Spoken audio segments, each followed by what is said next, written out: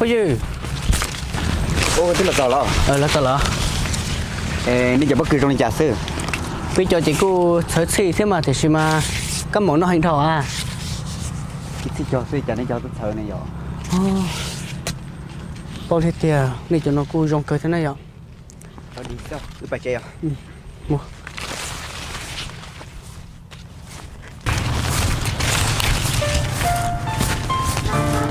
thôi có món đây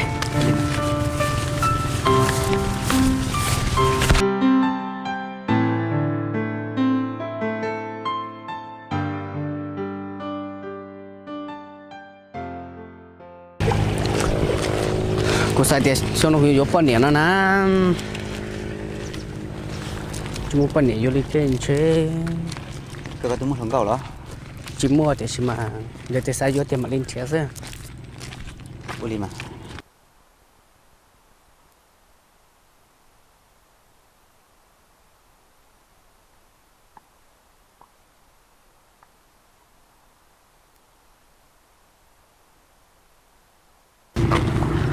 cái mua chắc có chỉ mua không mua lấy cái gì đâu có thế à có hai lá chili con à có thế tôi chỉ mua không mua có thế lên rau củ mà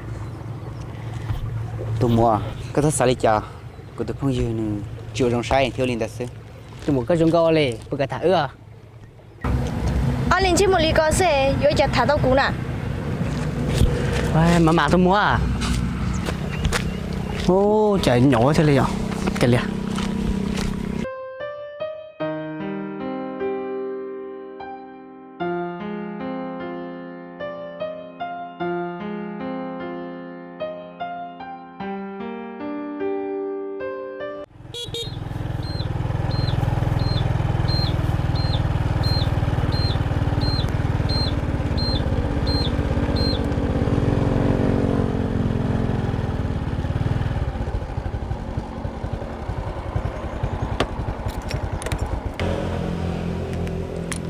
mất chi vậy đó ở nhà cho cô tướng cả lo để nó là chỉ đây là thật cũng mà mất phải cho phải cho nên không lừa ô lên nữa có liệt sao sao nữa lên cho hai lên nữa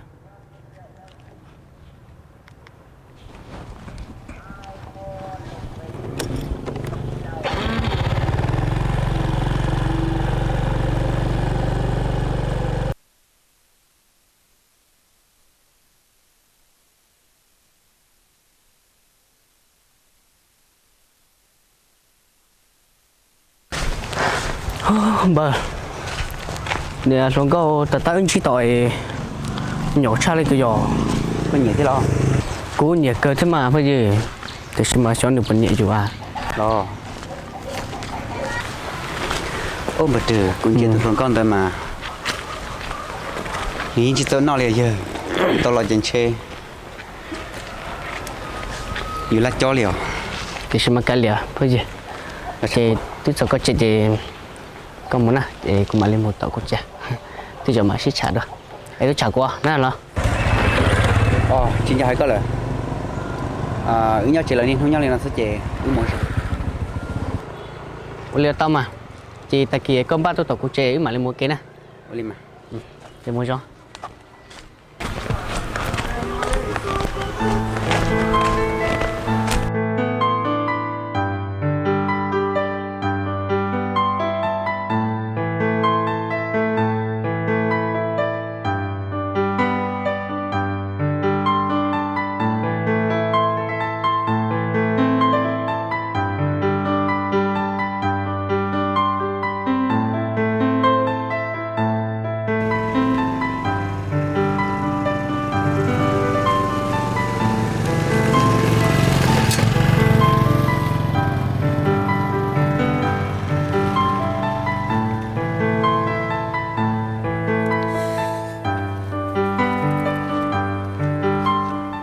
cú tầm bọn này thế luôn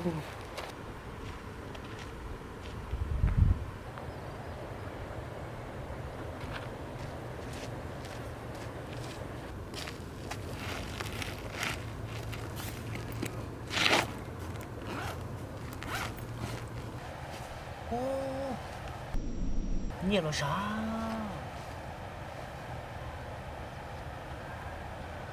tự nhiên tôi thầm lên thôi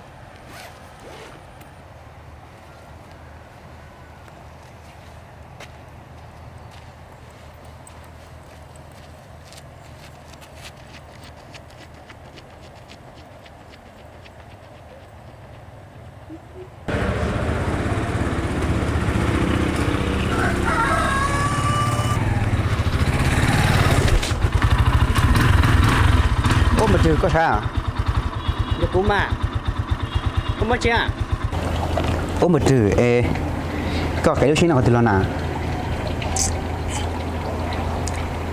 trên nó cũng lý à rồi đi coi lom lòng có đắt chi nữa mà trừ chắc có chất xấu rồi có thể cũng lúc này rồi nhà sư để chứ mà chẳng nó cũng chỉ cho nhà cỏ nè lúa nhà cỏ cả chim muối giò nè sao đại đại đi cơ mà theo tụi thằng con nó giờ tụi không ít bỏ ra giò mà nếu muốn nhỉ ý à pe thì thả tao xuống gạo rồi lấy cỏ cả chỉ sẽ giò muối giò nè có lúc này thì lấy chở chung đùa ý à lấy cú nhớ lò cú tao nọ nhớ gì tao hậu có hay đi coi tụi thằng con nó chậu nhé lo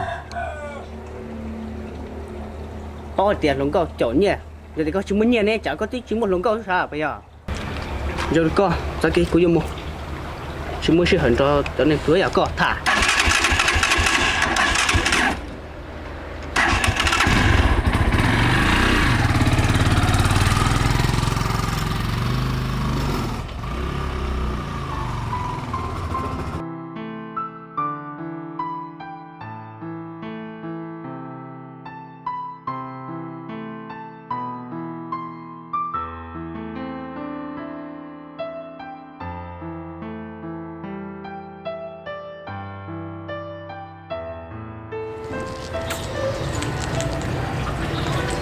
đúng không? Ôi, chả có sexy trong gốc luôn liều. Và cảm thấy thả thế nào? Cô thật gì ạ? Cô mất gì rồi? Sao đặt đào các chị bao tiền bây giờ nó các chị cảm thấy thả đây các ta lấy rồi. Chị mua. Cô tiền thì cũng mất gì rồi nè. Có chị nó rồi. Chị chỉ bảo các tự nhiên tự lý. Giờ các cả chỉ cần là con chế chế phía sư. Cho cũng là. À, cho cái cũng rất tầm mùa. Cô tiền cũng mất gì rồi nè. Chế nhỏ tông gì luôn theo. Ui. Cho cũng là. chỉ mua có lấy từ có chút tiền nhiều cũng bao nhiêu đó có những một cái gì thả luôn rồi à Chị mua có dân từ thế. Giờ sát thả luôn có chị sát có linh thả sát chiêu đây co.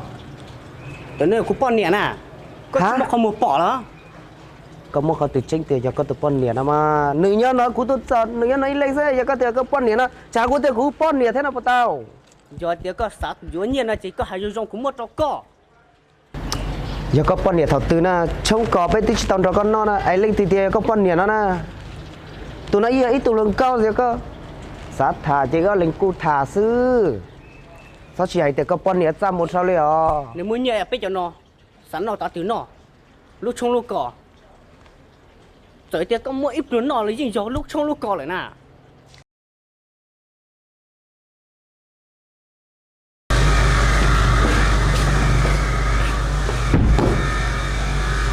Kìa. Chị con đeo nó vừa sẽ chị muốn nổ lên đó.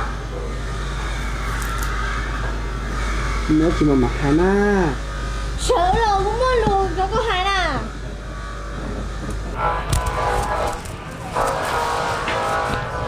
mới chỉ hai lo Chứ. Cô yếu tao con bê lúc xong rồi nè. Ở chỗ có là có chị tao đi. Có chị bao tiền tôi thật biết chào lời. Nhà thiết chị thứ hai nè. để trong cỏ hóa sư hay cho chị nếu tao có bê lúc xong là có chị tao mới từ mình ăn cái lên à thật tôi có mua mấy ăn mà đi cho mua một trong cỏ tôi chỉ lì Chứ. Thế mà lấy con. Tôi thế mà lấy con. Cô xin cho có nhau như lời. Có chị cho cũng là phụ cho con. chơi mua